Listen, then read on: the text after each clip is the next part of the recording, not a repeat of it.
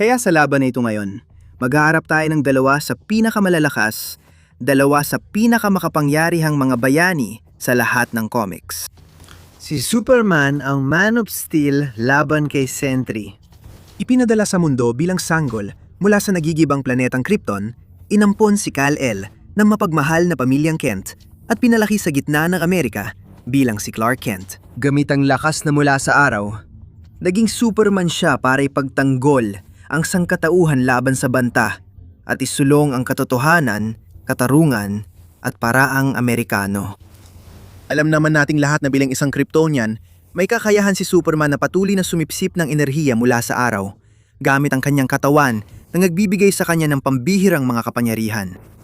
Taglay niya ang napakalaking lakas at maaring siya ang pinakamalakas na bayani sa DC. Ipinakita na kaya niyang hilahin ang mundo mag-isa at na bench press niya ang bigat ng mundo, halos 6 na sextillion tonelada, sa loob ng 5 araw ng tuloy-tuloy at isang patak lang ng pawis ang lumabas sa kanya. Mayroon din siyang sobrang bilis na hindi masukat ang hangganan. Karaniwang tinatanggap na mas mabilis si Flash kaysa sa kanya.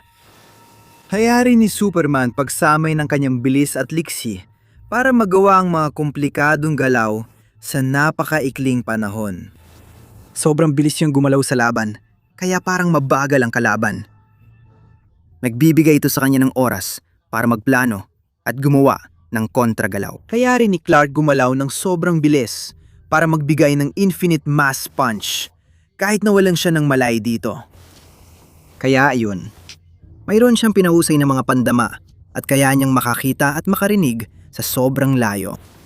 May heat vision din si Superman na mga sinag ng matinding thermal energy na kayang umabot sa init ng araw.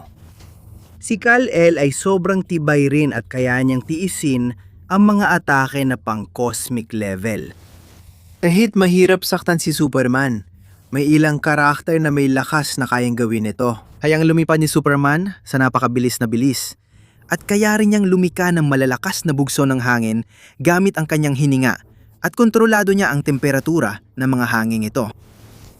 Sanay din si Superman sa pakikipaglaban ng mano-mano at tinuruan pa siya ni Batman. Sa kabilang banda, si Robert Reynolds ay naging Sentry, isa sa mga unang at pinakamalalakas na superhero matapos niyang inumin ang isang eksperimental na formula ng super sundalo. Siya ay patuloy na nakikipaglaban sa kanyang madilim na bahagi na tinatawag na The Void.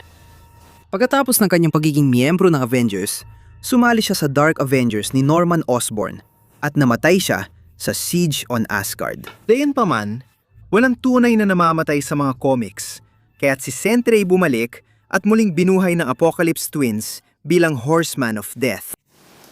Si Sentry ay isa sa pinakamakapangyarihang superhero sa Marvel Universe at siya mismo ang nagsabi na ang kanyang lakas ay katumbas ng 1,000,000 sumasabog na araw. Napakalakas ni Sentry at natalo na niya ang mga karakter tulad ni Ares, ang Diyos ng Digmaan si Terrax, ang Herald ni Galactus, at nakipaglaban siya kay Worldbreaker Hulk na nauwi sa tabla. May kakayahan si Rob na lumipad sa napakabilis na bilis. Kaya niyang lumipad ng sobrang bilis na nababaluktot niya ang oras at espasyo. Kaya rin niyang gamitin ito sa laban. Sumusugod siya sa superhuman na bilis at madaling nasasalo ang mga bala. Katulad ni Superman, si Sentry ay may superhuman na pandama at nagawa niyang marinig ang tibok ng puso ng isang paru-paro sa Africa habang siya mismo ay nasa New York City. Si Sentry ay isa sa ilang superhero na itinuturing na ganap na hindi matatalo at walang pisikal na kahinaan. Gayunpaman, siya ay nasa magulong emosyonal na kalagayan at maaari mo siyang wasakin sa pag-iisip. Kaya rin niya maging hindi nahawakan, dumaan sa mga bagay at maglaho sa paningin. Ayon kay Emma Frost, si Sentry ay isa sa pinakamakapangyarihang telepath sa mundo.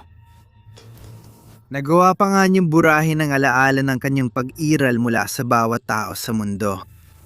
Dahil sa matinding emosyonal na pagdurusa, kayang buhayin ni Sentry ang iba mula sa kamatayan. Maring mayroon din siyang kakayang magbago ng anyo at kayang maglabas ng alon ng radyasyon na nagpapakalma kay Hulk.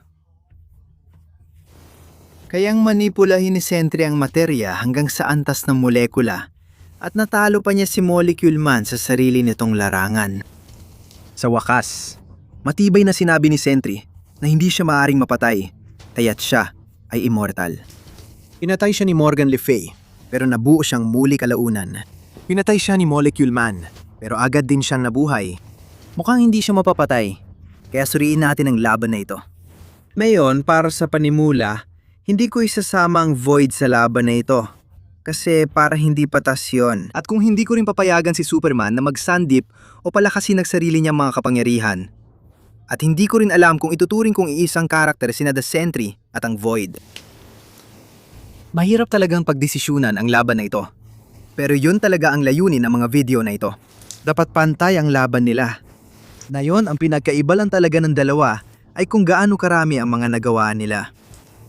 Mas matagal na si Superman at mas madalas lumabas kaysa kay Sentry. Kaya mas marami siyang nagawa kaysa kay Robert. Mas malakas at mabilis si Superman kaysa kay Sentry. Kaya siya may kalamangan. Mas maraming ang kapangyarihan si Sentry, tulad ng kakayahan niyang magmanipula ng materya, maging hindi mahawakan, at napakalakas ng telepatya niya. Hindi naman ginamit ni Sentry ang mental na kakayahan niya sa laban, kaya di natin maisasama yon. Kaya niya maglabas ng iba't ibang radyasyon tulad ng kryptonite o red sun radiation. Pero walang paraan para alam ni Sentry na ito ang kahinaan ni Superman. Dagdag pa, hindi naman pinakamatalinong mandirigma si Sentry. Diyos ko, ito ang totoo. Hindi mapapatay si Sentry maliban kung gusto niya. Hindi talaga siya mapatay. Kahit anong mangyari, kayang buing muli ni Sentry ang sarili niya kung gusto niya.